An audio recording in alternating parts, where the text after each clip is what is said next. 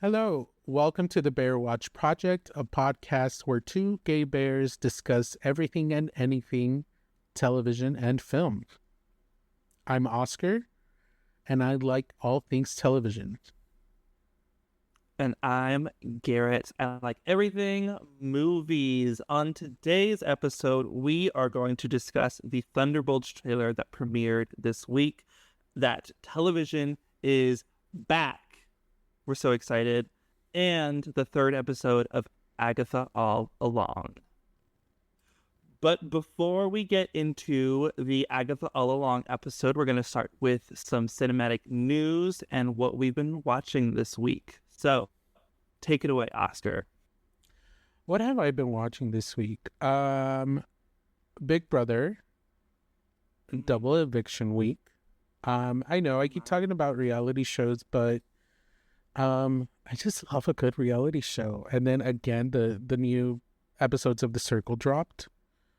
So I've been watching that. What else have I been watching?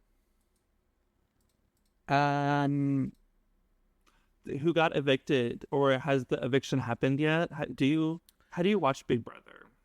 I watch it on Paramount Plus. I don't make time to watch it live, and when I do, my TV for some reason just does not get channel 2 or CBS. It just does not pick it up. So I have to wait for streaming the next day, and I have to avoid spoilers the entire night. Does Paramount Plus have like the live feed, like the daily live feed? They do.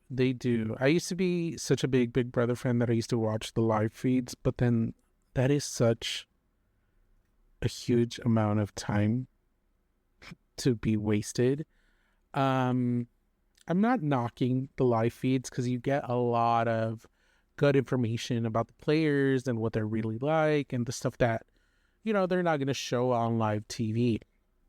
Some people have been kicked out because of things they've said that don't always make it to air, or it seemed like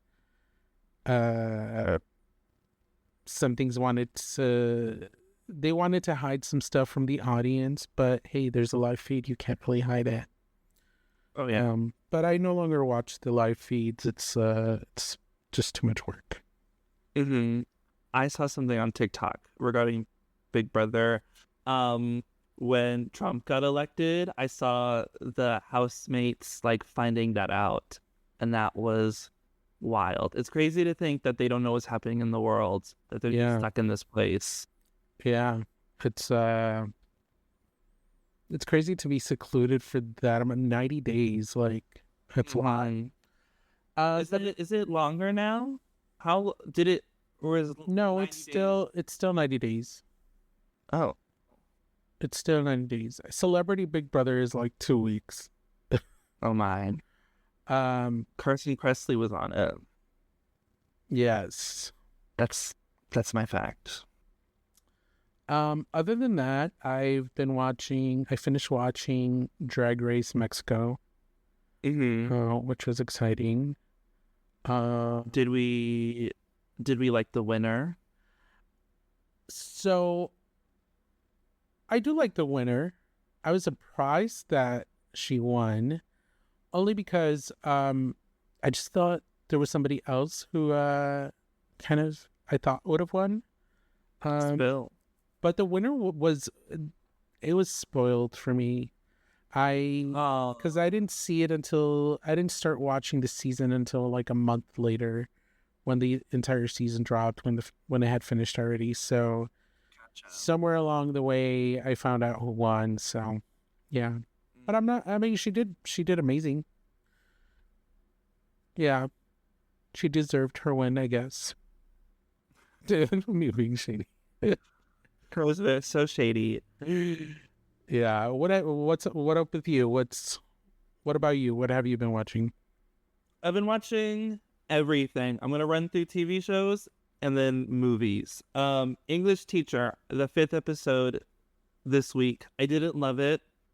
They go on a field trip, and I just didn't really connect with what the characters were going through. There was some best friend arguing that I didn't really like. It was just like, why is this an episode? I didn't care for it.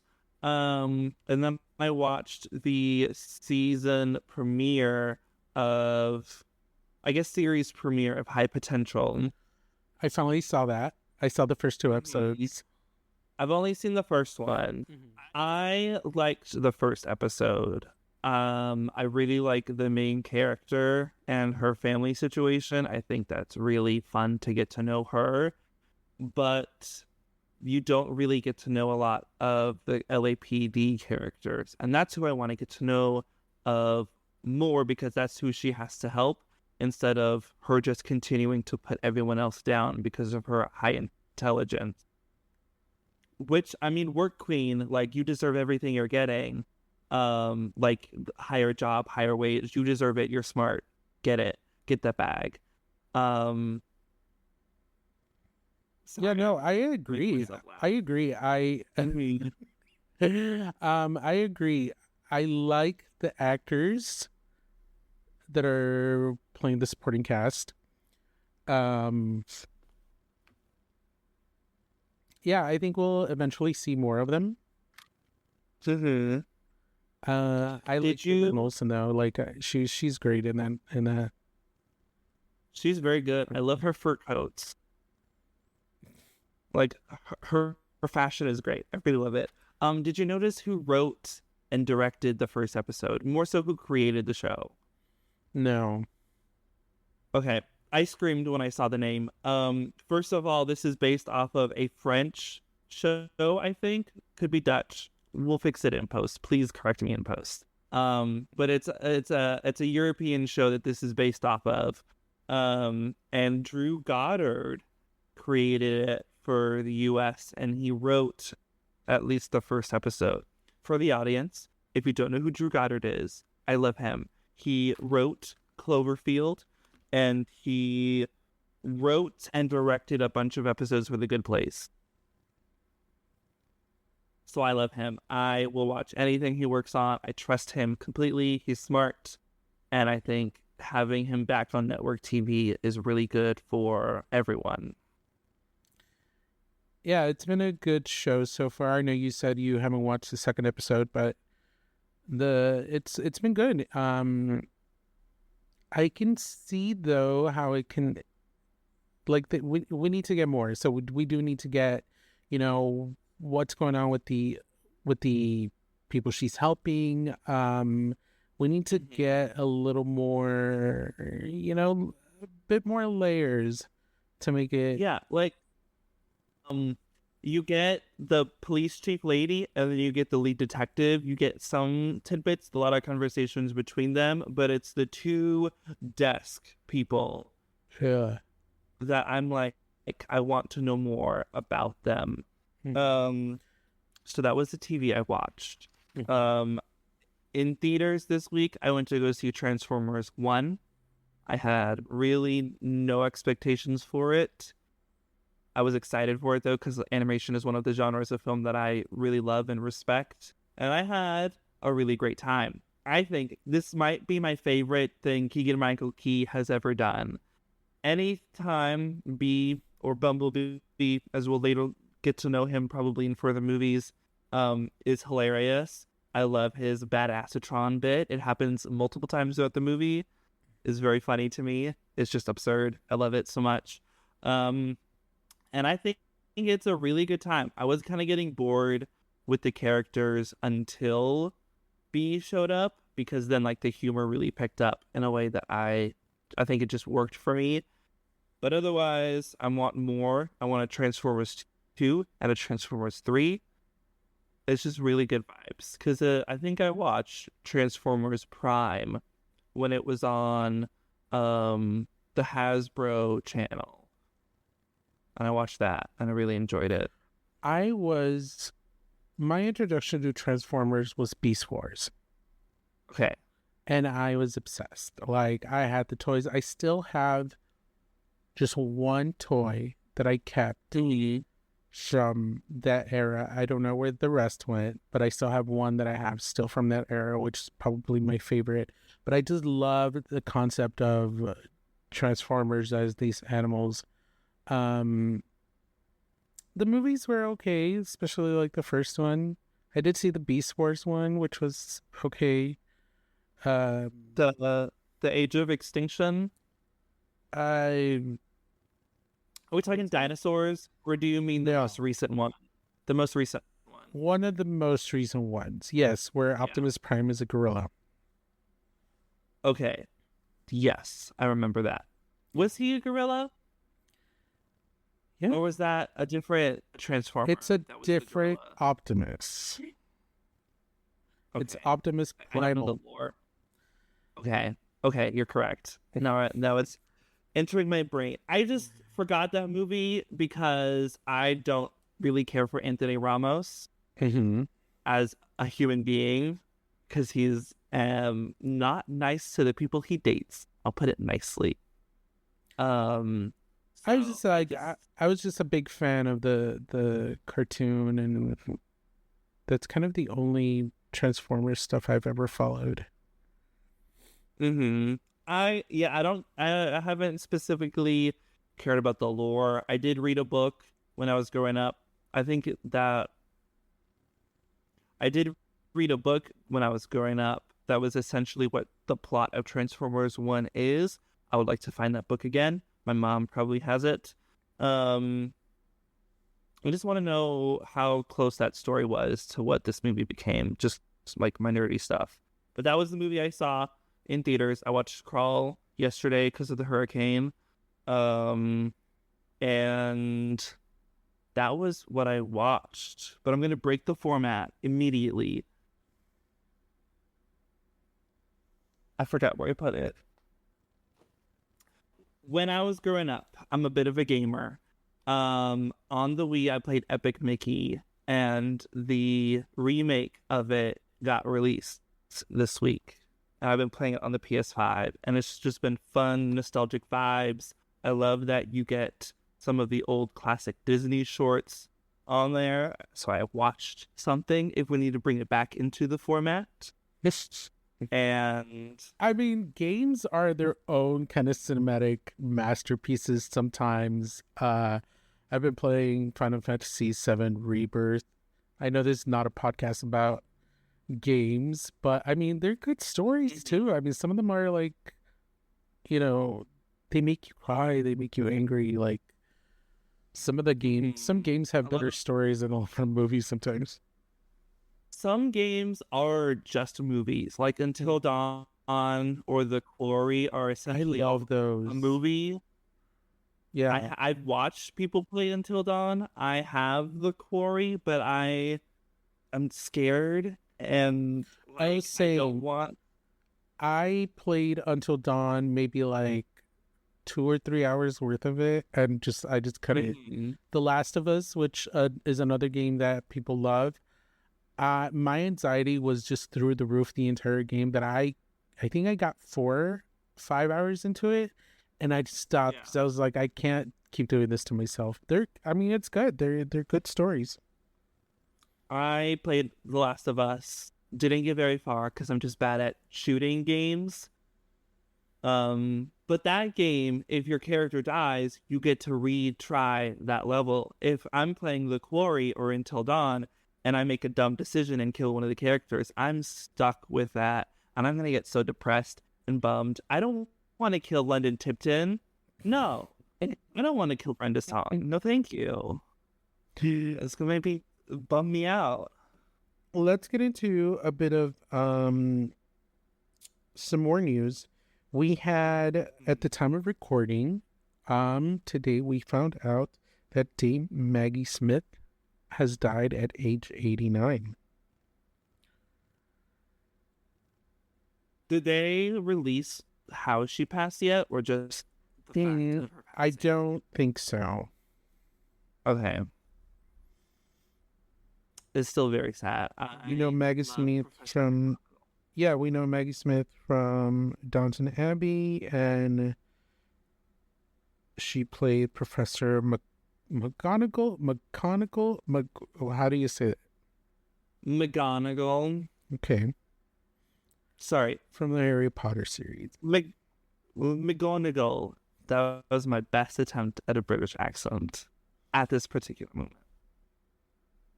Professor McGonagall. I don't know. Keep that in if you want to. She gave us a lot of iconic roles, so she will be missed. I do need to look at her filmography more because the two you mentioned, Downton Abbey and Harry Potter, are really what I know her for. Mm-hmm. And that's an oopsie on my part. So it's time for me to do some research. Yes. We also got the Thunderbolts trailer. What are your thoughts on this trailer? I think it's exciting. I think that David Harbour looks fantastic once again as Red Guardian. He got that weight back after Stranger Things season 4. Very thankful for that. Obviously, that's highest importance for me with this movie is just Red Guardian. But yeah, I'm excited to see all these characters again. I think some of them might pass away very soon. I think Like as soon as it's going to be like a Suicide Squad thing where like they kill off like half of them immediately. I don't think it's immediate. I do think Taskmaster is gone very soon into this movie. I don't think there's much you can do with that character. And I think of the ones that we've met, I think there's too much personality with every other character. That Taskmaster is like the one that, okay, I'm gone. I'm okay with you going. Nobody liked how you were shown in Black Widow. So I could see everyone going away. I just want to know what happens with Bucky. Why is he in Congress? How is he in Congress? When I first saw these trailers, or when I first saw that this movie was announced, I was more excited about Ant-Man Quantumania than this film. And that's saying a lot. It just didn't, I don't know, the idea of it just didn't work for me. It felt clunky, and it's still, I think the trailer looks a little clunky. If anything, I'm going to watch it for Yelena and Bucky, obviously. I mean, they're obviously, a large part of the movie. Yeah. So we'll see what they do with these characters. I agree. The cast is really what's driving this movie forward. Like, Florence Pugh, one of my favorite actresses of all time. Recency bias, of course, but she's just in a lot of like my favorite works.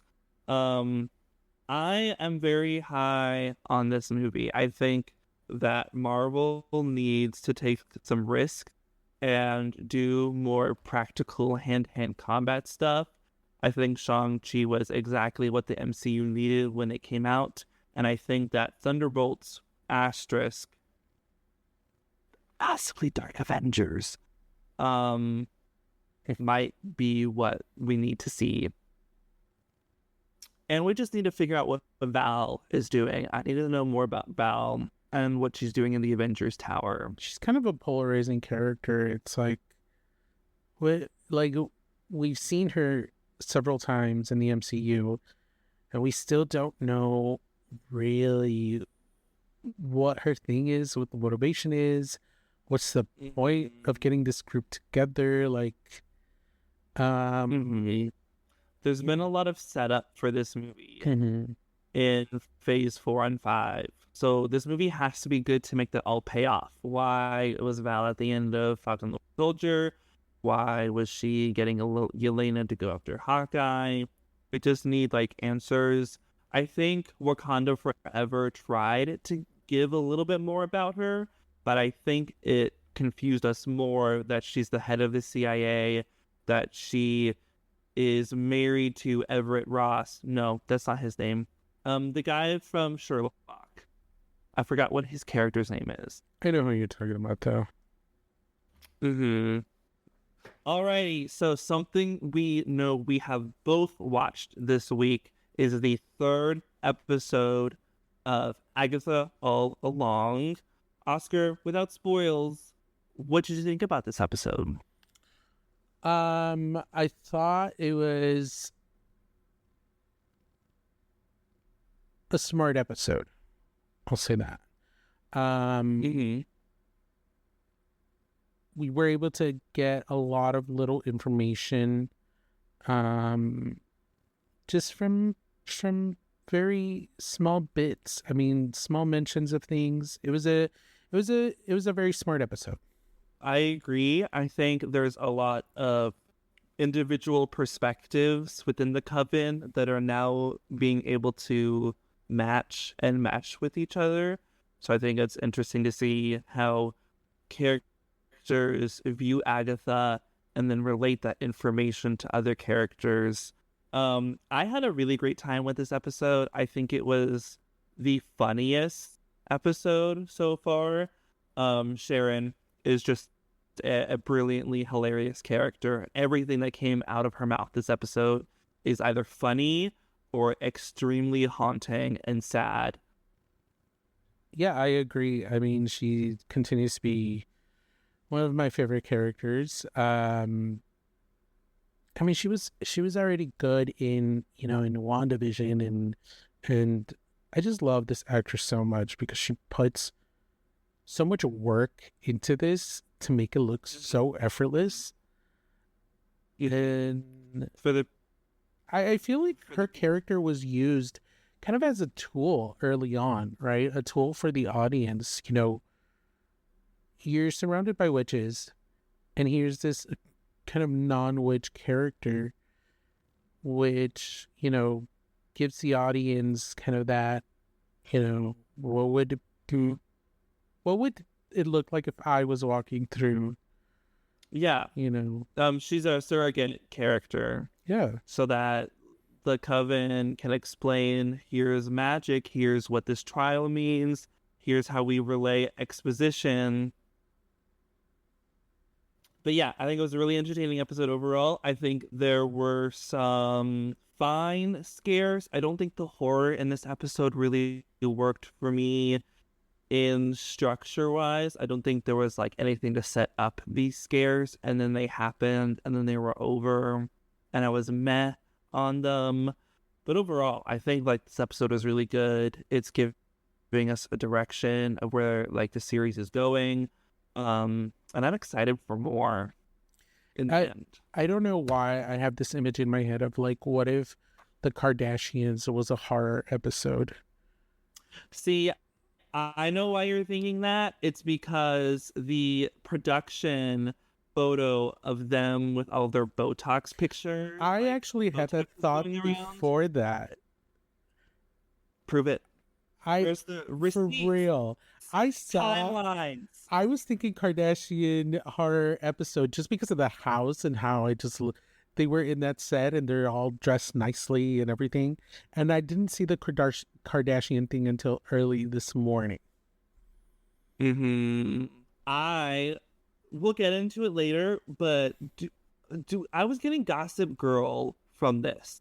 Like when they went to, I haven't seen Gossip Girl, so like I don't know what I'm talking about. But the way that the frame changed, the way like the camera got a little fuzzier, and they kind of got a little like the lighting was really weird. Like I feel like every trial they're gonna go through is another genre, or like show, or like I feel like that's what they're gonna do with each trial. So for me, I was getting like a Gossip Girl early 2000s drama. I hope not.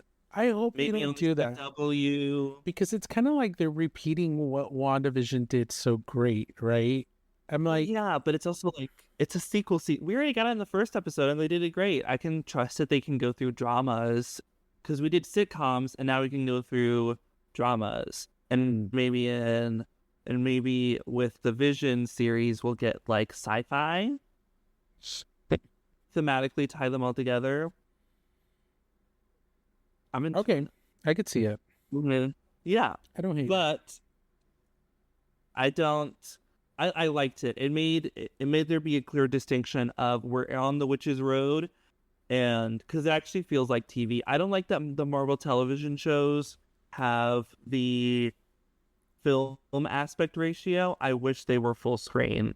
So I enjoyed that we got full screen in this episode. I don't know. I want to feel like I'm watching. I want to feel like I'm watching a TV show. I don't want to feel like I'm watching part of a movie. I just feel like, especially with these Marvel TV shows, I feel like a lot, like they have to have that kind of epicness about them. All these characters are iconic characters from all these series. Well, a lot of them are iconic characters. Mm-hmm. So I feel like they deserve that cinematic, theatrical kind of feel to them. Is Game of Thrones not cinematic or theatrical? Because it's not one. Is it 1:1, 1:3:1, 1:1? I don't know aspect ratios. I failed this part of the class. No, I know aspect ratios. I just don't remember what Game of Thrones is. Well, Game of Thrones is full screen, which is why I'm like, because you're like, what you were saying is you want the shorter aspect ratio for the Marvel stuff to make it feel higher and more important. Yes. When I'm saying that Game of Thrones can give that feeling, but give like a full screen at the same time. I see what you're saying. Yeah, I agree. There's something about that, you know, the Marvel shows being in the aspect ratio that just makes them feel a little more elevated. Maybe it's kind of like, maybe it's the red herring for the audience, you know. Some of these shows have not been the greatest, but, you know, maybe we can trick the audience in a way to thinking. Yeah, well, imagine She-Hulk if it was full screen. Was it full screen? I don't remember. I think it might have been, actually. I rewatched it a few months ago. I love She-Hulk. She-Hulk is great. She-Hulk is right underneath WandaVision for my favorite of the Marvel shows for how much it actually feels like a television show, like an episodic television show. I really loved it. I do have one complaint about this episode, non-spoiler. I think it was too dark at the beginning. Like when they're on the Witch's Road, I think the lighting, put some more moonlight or something. It's just too dark. I can't see people's faces. That's true. There was a moment where I was like, wait, I need to turn down all the lights in my house. Like, turn off all the lamps because it felt a tad dark. Not Game of Thrones, Battle of the Night Walker's dark, but... or House of the Dragon on the beach. Dark nonetheless. Mm-hmm. They're definitely shooting dark, like on a set, shooting it like it's night. They're not doing day for night bullshit. Right. Mm-hmm. But getting into spoiler territory, everyone, this is your spoiler warning. This episode is wild. So if you haven't watched the episode, go watch it and come back. But I'm going to get into spoilers. I'm going to give a summary and then we're going to talk about everything. So, in episode 3 of Agatha All Along, titled Through Many Miles of Tricks and Trials, Agatha and her coven begin their trek down the Witch's Road. Sharon realizes that she isn't in New Jersey anymore, while the coven discovers that Teen has more secrets than meet the eye.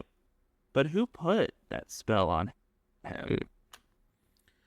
I like how they all immediately were intrigued and they were kind of questioning Agatha. Like, immediately the focus was back on Agatha, like, oh, you're keeping him close for a reason. Like, this is interesting. Like, you know, somebody, while informing the audience and Teen what a sigil is. Mm-hmm. Patti LuPone's face acting and how, like, excited and, like, it piqued her interest. And I could rewatch that, like, few seconds of her realizing what's going on. She's wonderful in that. Sharon, at the beginning of this episode, again, everything she says is hilarious. and fun. Do you think it's wild to think that in New Jersey, in this random Westview town, they were trying to build like an underground transportation system? When she said that, did not make very much sense to me, because I'm like, how? Like, it's this incredibly small town. Like, I just don't understand what the thought process was there. Mm-hmm. I don't know. Maybe It's like them trying maybe to build an entire suburb, like a train system under a suburb. I don't know. That just didn't. See, that would be funny if somehow Westview is on top of that, like, whatever that is. I don't know. The pentagram? The pentagram? It's called. Mm-hmm. And then, like, the transportation system are just a series of tunnels in a pentagram. And maybe that's why in the end credits, Westview, there's a pentagram on top of Westview. Oh, I think that's more of like it's kind of like I don't know, like a visual for the audience, where like I don't think that's gonna really be implemented. It would be interesting if they did, but Sharon almost dying at the beginning of this episode sent to me because I was like, what we talked about in the first episode, and the fact that it almost happened at the very beginning. I was laughing. My I'm right stuff was going from the very beginning. Yeah, like, during our last episode, you predicted that Sharon would die this episode, and here it is almost happening right at the beginning. Almost at the beginning. One, it was a bit, and like I don't want her to die. I did not want her to die in this episode because how funny and entertaining she was, and just energy and chaos. Sharon is so chaotic. I love her so much. She's so chaotic good in the best way possible. Yeah, she obviously was, like I said before, she served as, you know, that tool for the audience to kind of get a grasp of the rules. You know, she strayed away from the path and she immediately started to sink into the mud. She was not having a great time. So then the Coven begins their first trial, which takes them to a beachside house. Their task? Unknowingly poison themselves and create an antidote to save themselves. Agatha at first doesn't drink the wine, poison, while Sharon double fists her glasses. Teen, of note, does not drink as he's underage, but Jen worms him about Agatha and her past, and how Agatha exchanged her child for the Book of the Damned. We'll start at the beginning. How did you like the transition from the woods to the house and the beach? It was like so sudden. It was like nothing. It just sometimes I like those transitions. I feel like they work. Yeah. I don't know if this transition was my favorite. I don't know. As somebody who can explain everything, like if you're giving me a show about magic, and I know that's the premise, and I know that can explain most of anything, I'm surprised at my own reaction of it, you know, of the transition being so clean, or almost non-existent transition, basically. I don't know how I feel about it. I don't know. Okay, so lore-wise, I get what you're saying. How did you think about it, like, practically, production? Oh, production was great. I mean, you're immediately in a different world. Now you know that you're in a different dimension, in a different magical space. Everything looked nice and clean, and back to the wardrobe that was very fitting for each of them. I liked when they're still in the woods, but the lighting from the beach area is like going on their faces, but you still have like the dark forest behind them. I really liked how that looked. And then just like like with the shot of them walking onto the sand, going from like the woods to the sand. I just it's like That kind of was practical. that was nice. Yes. I guess for me it was more jarring when they stepped through the door. But the transition from the woods to you're right, the transition from the woods to the beach was done very well. That I liked. Because when they step in, that's when the frame changes, and we're in a new TV show. How I'm reading it, at least. I thought it was hilarious that Sharon just, went for it with a line like, no thoughts, you know. It's giving mom energy. Just how moms just need their glass of wine at the end of the day. She's had a rough day. She got kidnapped. She almost died in some goo. Where did her purse come from? What was that line? Oh my God, that was a great line. It's from Talbot. Uh, it's so good. You would expect like that joke works so well because you expect like some high end store, but Right. it's just Talbot. I don't know why I immediately thought Telfar, and I was like, oh yeah, I agree. But then I was like, wait, it's Talbot. It's like, you know, yeah, that was funny. Mm-hmm. Uh, I wrote down a line. I don't know where I got it from. Look like one of my okay. You can edit that part out.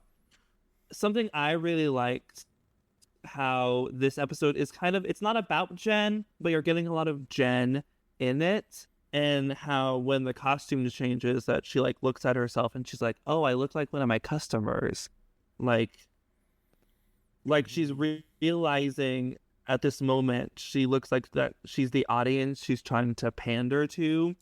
And this So to your point, I feel like now we're getting kind of like what each character is, right? So Agatha's our lead character. There's the motivations there. She's kind of she's the anchor character, but she's also the one who's propelling them forward. Jen is kind of playing like your voice of reason and you're kind of like kind of a reality of like in this kind of world, this is where we need to go, this is who we are, kind of like in that realistic sense for the world that we're building. Where Sharon is, your basic audience member who's a fish out of water. Alice Wu has been the informant, she gives you tidbits of what it is, or she's kind of like your guide. And Lilia is she's very much stuck to what her character is, which is what we can look forward to, mm, Alice is also a very like pragmatic person. Like she understands that like the witchcraft world exists, but she still feels like her mother was not fully there mentally. So it's like how much of her mother was a mental disability or illness, or was it like the witchcraft stuff? She's kind of keeping herself back, separating herself from like the witch stuff, which I think is a really interesting dynamic to the character. And then, like you were saying with Jen, she's like the reality check person of like, hey, stop it. Yeah, even when she tells Teen, she's giving him that warning about Agatha, watch yourself. And she gives him information that he didn't have. They say she traded in her child for the Book of the Damned. And going back to episode 1, where we saw Agatha going into that room, we didn't necessarily get the confirmation that it's the same person, but I think, with our powers of deduction, we can kind of see that that is very much the same child, right? Nicholas Scratch, who we saw written on that award. And then later on that we get kind of that moment with the bassinet and the dark cult instead of a baby. Um, but in that warning, Jen mentions, they say that he could be an agent of Mephisto, and it's our first mention of Mephisto in the MCU. Verbally. Right. Because there is one instance where you see Mephisto's name in the MCU. When is that? It's in Avengers, in the dossier file that Fury hands Steve Rogers. You see like Mephisto written on the paper, like not with like typed on the paper. I think it's just gibberish, and it might just be like an Easter egg for the point of an Easter egg and not it really mattering for anything. Yeah. But that is like the first time that Mephisto, at least the name, could it be like Marvel's Mephisto? Who knows? But verbally from a character, first Mephisto mention, which I think is cool. Moving along, as the poison takes effect, it goes through many stages. Firstly, it deforms their faces to look like a bad Botox job, and then it makes them hallucinate. Jen gives everyone instructions for what ingredients for the potion, for the antidote that they have to make, and while that happens, everyone starts hallucinating. Alice sees her mother. Jen sees a mad scientist man and starts getting waterboarded in her sink pot. Agatha sees a crib in which the baby becomes the Darkhold. Sharon quotes herself from WandaVision episode 1 and passes out on the couch. Really heartbreaking. That sucked to see.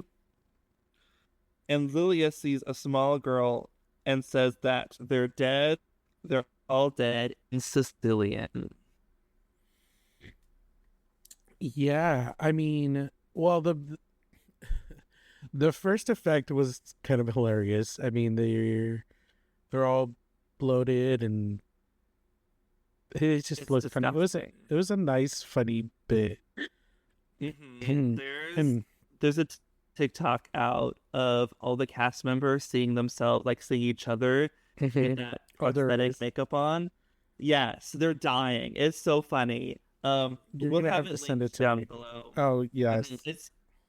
We'll get it in the description. Children, I got you. It's very funny. The levity in this episode is good for how dark I think this series might become. So it's just, and I felt like it was something for the kids too. It was like, here's some body humor. Don't they look so stupid? Doesn't it look like one of your Snapchat filters thing? It was very funny. But along with this kind of like hilarity, like there's there's really dark themes here. Like they're like literally poisoned. They're about to die, and there's a sense of urgency of let's get this potion together so we can all live. Within that, we get these hallucinations. A lot of them, I felt like all of them don't make sense right now because we just don't have the information. I think these are going to be a lot more impactful as the season goes on and as we find out more about these characters. I think the only one that we kind of get some sort of foothold is Agatha's, because we have information already from that from that room that Agatha visited and from Jen with the information that she gave Teen. But as far as the others, I just don't know what to make of them. Jen mentioned something very quickly about how did the mad doctor take away her power, or I don't know. I just don't that we have enough information to really. Yeah. I think the only one, like, outside of Agatha, I think Alice's, like, I got Alice's. I got the excitement that she was seeing her mother again, and then her horror of how that situation was turning out during the hallucination. I think that made more sense, and it made you understand how Alice feels about her mother, how she still loves her mother and is like excited to see her. I really just think these hallucinations are kind of just a gimmick for the horror of this show, and I just don't think it was held. I don't think it was done very well. Like Agatha's, with her going to a crib thinking it's a baby, and then boom, it's the dark hold. That's scary. It wasn't scary. Yeah. I mean, the only one that seemed kind of scary was Lilia's. But again, I mean, it was they were very quick visuals. We don't really grasp why they're so scared. Yeah. I mean, Jen was getting waterboarded, so I think that's like the most physical danger anyone was in. I did like when Lilia was coming out of hers and she's screaming, "They're dead, they're all dead." The first person she sees is Agatha, and Agatha kind of snaps her out of it. We saw a semblance of not a nice person, just somebody who has compassion for somebody else in Agatha. We finally saw that kind of, because she did look worried. She's like, okay, and she, just the look she was giving her felt more compassionate than I had seen her before. There was also another moment where I felt like this episode was Agatha's turn to that kind of compassionate side, to that empathetic side. So it gave us like a bit of another layer. I think the end of the episode disproves that. Oh, that's true. So, I mean, I think we get these moments where it's like, okay, maybe could she be, but then she has the potential. She does the potential, yeah. She has the potential to grow as a character, which makes you want to watch the show more. If you disliked Agatha and you just see her as like a bad person with no possible redeemable qualities, this would be a very hard show to watch. And I think it's mostly just Catherine Hahn's acting and chemistry and charisma. She's just so good on camera. So you just like her for who she is anyways. Yeah. And we haven't seen her do anything heinous or terrible, irredeemable in that sense. So, I mean, I came into this series just thinking like, okay, why should I really? I wanted to watch it because it looked fun and because she's funny. But at the end of the day, I was like, what? Like, what? The Nicholas Scratch thing, the sun thing, those little moments where I see her be a softer person than she has been, those are the moments that have been intriguing, where I want to know more, where I feel like, okay, maybe it won't be 100% like she's going to be completely redeemed, but this is what's going to make me keep watching. So because Sharon has had so much of the wine, it affects her way sooner than everyone else. How did you feel about the moment when she passed out? I don't know. I just thought, okay, maybe it's just, I just didn't even think of it as such a big moment, because I was like, okay, she's not a witch, so maybe it's affecting her more rapidly than the rest. So she's just passing out, right? Which was good, because it's like, what is Sharon going to do in this moment? She's not a witch. She doesn't understand how this all works. It's fine if we don't have her in the next few scenes for a bit. I see what you're saying. I think I'll get to what I want to say, but I do want to know what you thought about what Sharon was saying specifically. What did she say? She was quoting herself from the first episode of WandaVision when her husband character is like choking on something, and like Wanda's not helping, and she's like, Wanda, help him, he's choking, like he's choking Wanda. Yeah, I thought that was it kind of like reminded me of when somebody has like um those, I don't know, it was a hard moment because I immediately thought of somebody with like dementia. So immediately made me think of somebody who was just like getting towards the end, or like just like there was such a sense of urgency in her voice that felt sad. She It's felt heartbreaking. it seemed very like her mind was broken in that moment. I thought it was deeply disturbing that is like where her hallucinated brain went to. I feel really sad. Like it was just, I felt so sad for her in that moment. But I do think that the writers kind of had to take Sharon out of this because she is obviously very well developed in like the real world stuff. So Jen saying everything that was very specific, like witch terms. So they took her out of the equation of figuring out what the ingredients for the potion and antidote were. Like she could have told them, oh, what you're needing is petroleum jelly. Oh, what you're needing is honey.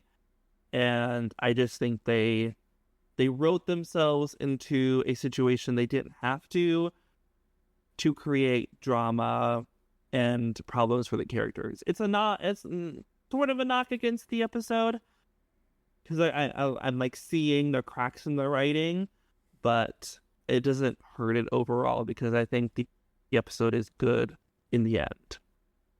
Finally, once all the ingredients are seemingly assembled, Agatha must convince Jen that her knowledge is what's make her powerful and not actual power, because Jen needs to figure out why the potion isn't working.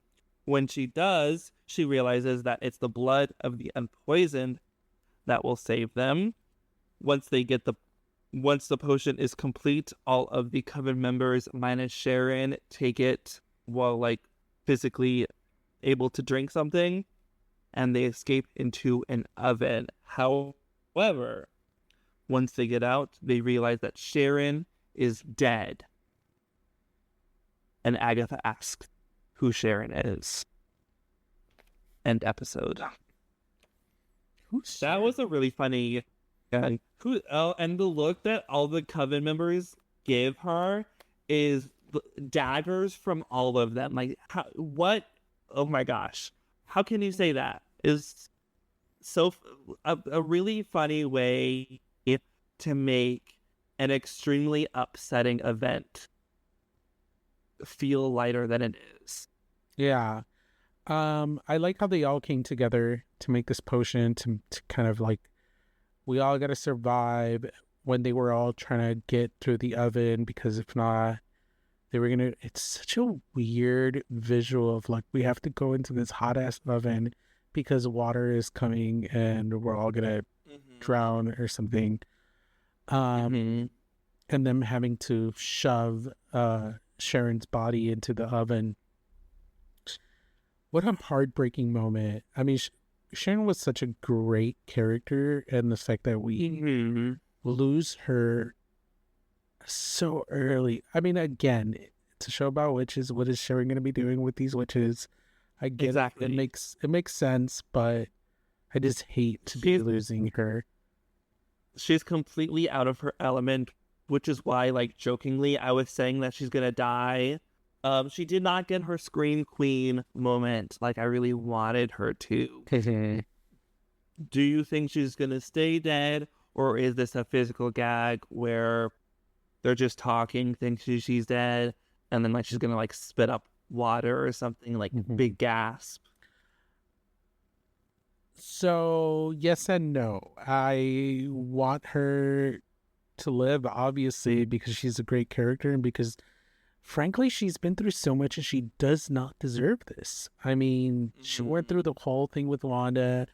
her husband has passed away. Like, is this really the way she goes out? And I do not think she deserves that. So in that sense, I hope that they can find a way for her to be alive at the end of the season, I guess. Mm-hmm. But on the other side of that, she doesn't really belong in this world. How much of this bit is really going to work moving forward through the next few trials, right? Are we always going to have her in the background being kind of comedic relief? It works for the first few episodes, but I just think it'll get tired. Yeah, how far is that comedic relief going to be able to go when each trial needs to seem more dire? Yeah, And exactly. yeah, Like, the witches need to take seriously. Obviously, they're on the trials for what they're ultimately trying to reach is their ultimate power, the ultimate, goal, the prize at the end, and they need to really go through it. Sure, they went through it in this episode, but it needs to get worse, right? I mean, that's how all trials work.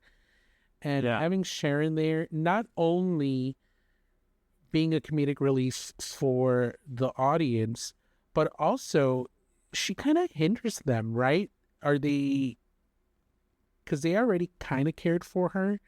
She is this other person. Most of them are very compassionate. Are they constantly going to be watching out for her, making sure that Sharon is staying alive while they complete these trials? She's a bit of a distraction, unfortunately. Yeah, she's one funny loose cannon that will be missed. Sashir Zameda is fantastic. I think she's a really great actor. I think this is your first glimpse at her dramatic acting that I've seen. I really love the pep talk that Agatha gives her, and just like the whole face acting from these two actresses is incredible. Is this the end of Jen's character arc? Like, did she learn her lesson? Is there more for her character to grow? What do you think? I think there's some more that we're going to see from her to grow, especially from what we saw with like the mad scientist dude. This is a character that could have, again, more and more layers that we can just peel away at, that we're going to see more, because she still has that sense of, no, I kind of hate Agatha and I hate, this, and she's a little bit bitter about losing her powers. And we need to still find out what the circumstances are that led her there and how she was out on top. I agree. I like where this is going. I have two questions to like cap up this episode and like move us forward. Do you think every trial is going to feel like an escape room situation then? I hope not. Kind of going back to the kind of episodic feel of the episodes, you're seeing a trend in kind of a drama, episodic, kind of following what WandaVision did with sitcoms. I feel like that's going to tire your audience if they know what they're to expect. Oh, okay, it's another drama, and it kind of same thing goes for the trials. Is it just going to be another trial where they're trying to kind of go through a tunnel? It's giving me kind of walking down the yellow brick road kind of vibe, and I just hope not. I hope that we get maybe like a Saw situation where we have to get out of traps or something, or like, yeah. It's going to be funny if the next episode is the Wizard of Oz themed one. Just exactly what you don't want to see. And you know what? I'll say this. I'll go on record. Wizard of Oz was not one of my favorites. Sorry about it. Sorry, not sorry. But yeah, it's gonna feel. I mean, it's a show about witches, so it's understandable that gimmicks are used, but let's not play with those gimmicks way too much. Then they'll bore your audience. I completely agree. It could get very boring.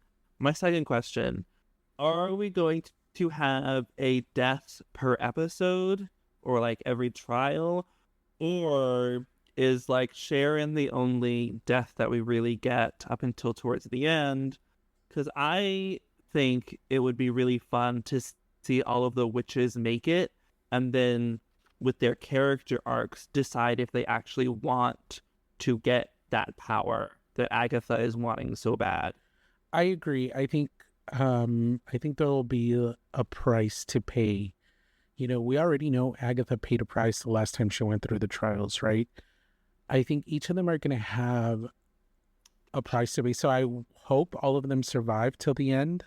It's definitely going to make it a lot more interesting. And I think that's going to be kind of, are they willing to pay that price at the end? That's going to be interesting. If Agatha went down the road before, I feel like she hasn't. I feel like she hasn't. I feel like was a lot of talk. Maybe she's just stole the book from some other witch that did do the road or something. That, yeah, because like, what if she hasn't really, like, I don't know. We just know. Yeah, what if like the whole sacrificing her child was something that was taken from her? You know, that option was taken from her, and she really didn't choose to do that. It would be an interesting outcome. If someone is to die next, who is the next death? Let's have a Deadpool. Who do you think is dying next? I hate to say it, but Alice. I'm not getting enough from Alice. She's definitely being underutilized right now. So I think Alice, and then Lilia, then Jen. Okay. Yeah.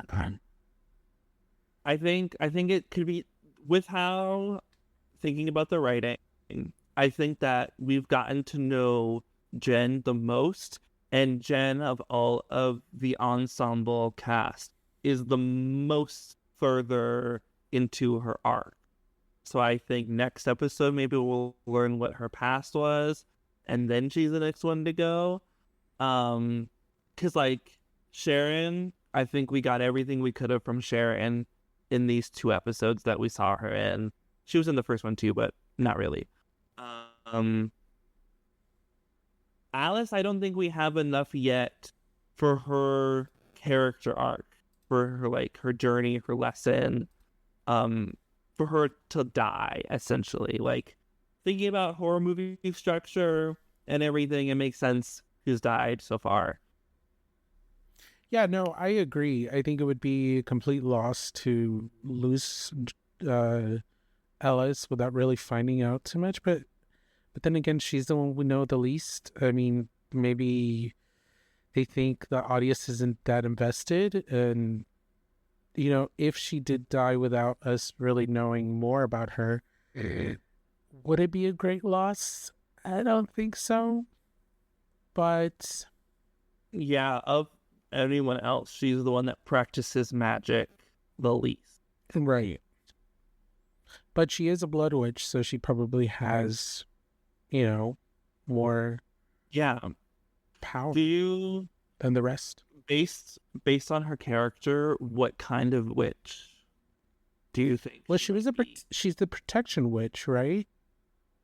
They already mentioned that in the first episode. But or the second episode. I mean, is that just what her mother did? Like, or were we just checking a box off? Yeah, they were just checking box because it was Agatha going after all these witches, right? She needed specific witches with specific set of skills, right? So she chose Jen as a potions witch. She didn't get to choose, though. Oh, that's true. I guess time will tell. Yeah. any other thoughts on the episode that you have? I honestly don't know what is next for them. I have not seen what's going to happen in the next episode. I have no idea.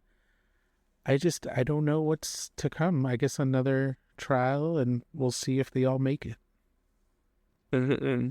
I am excited nonetheless. I'm excited just in general for TV and movies. We got some big stuff happening. The Wild Robot, I'm seeing that Saturday, and I cannot wait for The Wild Robot. I said this last episode, but now we're here. I'm so excited. Definitely going to talk about that next week.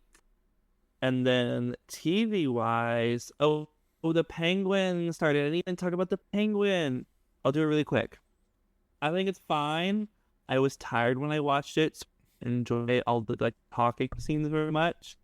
And I just rewatched the Batman right before, so the production from a movie to a TV show was kind of bothering me. But I still am ready for it. I want to see more of the Penguin.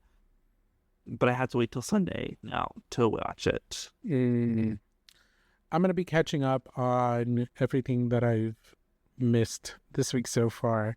I still have the premiere of 911 to watch. Grotesquerie. I want to check that out. I'm not too excited because, I don't know, Ryan Murphy has not been... I don't know. It's a Ryan Murphy production, but I'm curious to see what that's all about. Yeah. It's weird. Oh, they've gotten away from the American Horror... Because this could have just been an American Horror Story season. But it's not. It's just another horror show. Yeah, I agree. Grey's Anatomy is back, so gotta watch that. And then a lot of TV is premiering. I mean, The Walking Dead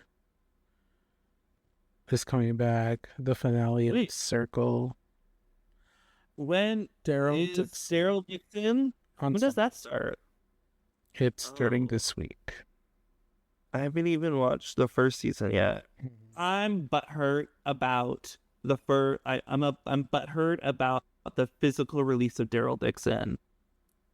I have all of The Walking Dead and Dead sitting on Blu-ray, and they all have their slipcover, and then they release Daryl Dixon and The Ones Who Live in steelbooks. And it's bothering me because all my collection is not going to be able to look the same, and I don't want a steelbook with everything else. Oh my god. So I haven't watched it yet. It's a personal grudge. Watch it. It's fun. I assume so. I feel like France and zombies that have acidic superpowers could be fun to see. I want to give a special shout out to our amazing artist who did our Bear Watch Project logo. They go by JevXGG on Instagram, JevXGG on Instagram. They are a wonderful emote artist. Does all kinds of graphics, and they did our little logo, which I think looks amazing. It looks so good. The chibi bear is adorable, and I think he captured the little worry in the eyes of the bear matching the Blair Witch Project poster, and I really love how it turned out. I love it. I love that I was able to just give him a direction. He knew exactly what we were thinking, and he got it done. It was great. Make sure you go check him out and give him money so he can make you art for you as well. Well, this has been the Bear Watch Project. Thank you so much for watching and listening. Our podcast is available wherever you get your podcasts now. That is Apple Music, Spotify, Amazon Music, Samsung Podcast. We're soon trying to launch to Pandora and iHeartRadio. The video version is on YouTube where you can watch us. Otherwise, thank you so much for listening. Yeah. And then you can find us individually. I am Grizzly Reviews on TikTok and YouTube. Otherwise, on Instagram, I am Garrett Odin 23. And that's all you need to know. And I am Ion Source on Twitch and Instagram. You can also visit our socials for the Bear Watch Project on TikTok and YouTube at the Bear Watch Project. Thank you and have a great day. Yeah, goodbye.